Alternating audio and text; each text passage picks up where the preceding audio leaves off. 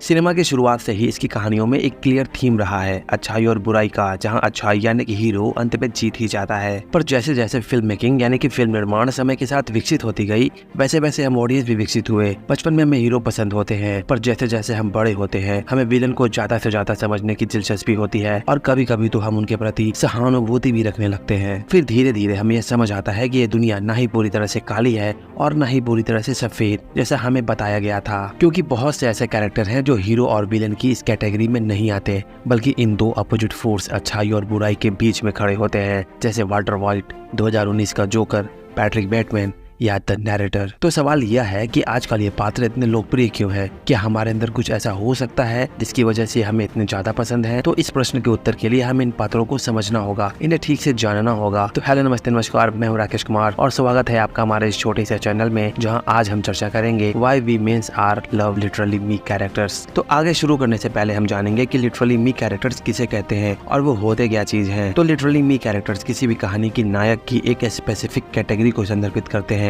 जो specific audience के साथ रेजोनेट होते हैं। ये पात्र अपनी सदाचारिता और सद्भावना के लिए नहीं जाने जाते, बल्कि ये खुद की एक निराशाजनक तस्वीर चित्रित करते हैं। वे जीवन के प्रति असंतोष प्रदर्शित करते हैं, वे अपने मानसिक स्वास्थ्य और उसके संघर्ष की लड़ाई लड़ते हैं और इस तथाकथित समाज में फिट होने की कोशिश करते हैं। क्योंकि सामाजिक मानकों से उपजी असुरक्षा ने हम पुरुषों को भौतिकवादी बना दिया है। हम ऊपर से तो जुनूनी दिखते हैं, पर भावनात्मक रूप से उदास और खाली हैं। दिन पर दिन हमारे अंदर अकेलेपन में वृद्धि होते जा रही है। ऐसे में ये पात्र हमारे खुद के अंदर के छिपे हुए हिस्सों का प्रतिनिधित्व करते नजर आते हैं, जिन्हें हम व्यक्त करने या दिखाने से बहुत डरते हैं। ये कैरेक्टर्स हमारे जैसे ही होते हैं या हम खुद को इनमें ढूंढते हैं? देखिए, हम इंसान अक्सर सावधानी पूर्वक अपनी एक छवि करते हैं, जिसे हम बाहरी दुनिया के सामने प्रस्तुत करते हैं। हम ऐसा क्यों करते हैं? जाहिर है स्वीकार किए जाने या पसंद किए जाने के लिए, पर हो सकता है हम ये मजबूरी में करते हो क्योंकि इसके कई फायदे हैं। आसानी से रिश्ते बनाने के लिए या विश्वास स्थापित करने के लिए। ट्रेविस बिकल, द ड्राइवर और आर्थर फ्लेक जैसे कैरेक्टर्स पुरुषों में इतने रिलेटेबल और इम्पोर्टेंट क्यों नजर आते हैं? क्योंकि वो इस डिटैच्ड सोसाइटी में ट्रॉमा और मेंटल इलनेस से जूझ रहे परेशान पुरुषों का प्रतिनिधित्व करते हैं। फाइट क्लब और अमेरिकन साइको जैसी फिल्म हमें चेतावनी देते रहते हैं कि आधुनिक समाज में पुरुष होने का मतलब क्या है। तो इस आधुनिक समाज में पुरुष होने का मतलब है, ये समाज अपेक्षा करता है कि प्रत्येक पुरुष को मजबूत, साहसी, स्वतंत्र, अमीर, बुद्धिमान, अहिंसक और संवेदनशील होना चाहिए। और जिस क्षण कोई पुरुष इनमें से किसी भी पैरामीटर को पूरा करने में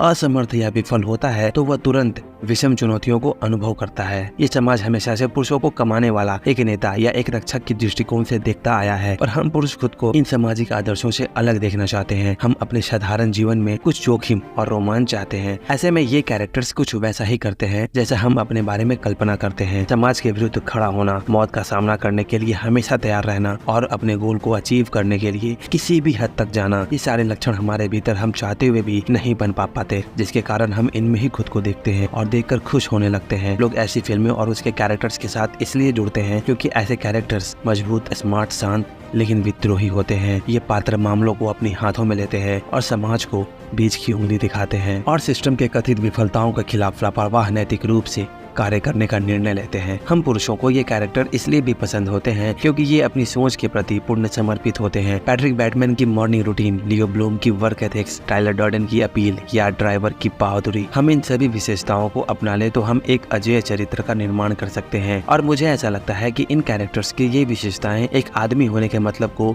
ठीक से समझाती है। तो इन्हीं शब्दों के साथ आज के इस चर्चे को विराम दूंगा। आपको हमारा ये प्रेजेंटेशन कैसा लगा कमेंट में जरूर बताइए और साथ में ये भी बताइए कि आप क्यों लिटरली मी कैरेक्टर्स को इतना पसंद करते हैं। अगर ये वीडियो आपको थोड़ा भी पसंद आया हो तो लाइक करिएगा और प्लीज चैनल को सब्सक्राइब तो कर ही दीजिएगा। मिलेंगे आपसे किसी और अगले ऐसे ही टॉपिक पर, तब तक के लिए थैंक यू, धन्यवाद।